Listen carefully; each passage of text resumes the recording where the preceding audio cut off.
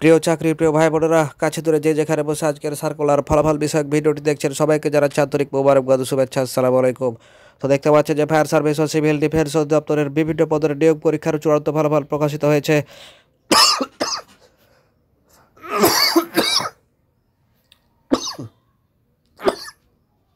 চলুন যাই, শুরু করা যাক।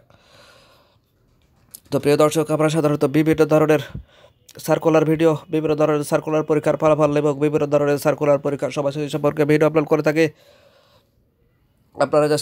আপনারা যারা সেই ভিডিওগুলো সবার আগে পেতে চান, চ্যানেলটি সাবস্ক্রাইব করে আমাদের আজও সদস্য হয়ে যান।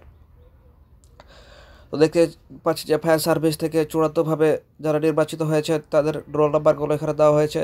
দেখতে পাচ্ছেন ড্রাইভার, এখানে রোলগুলো দেওয়া আছে। আপনারা নিজ দায়িত্বে সেটা দেখে নেবেন। এখানে 150 জনের রোল নাম্বার দেওয়া আছে।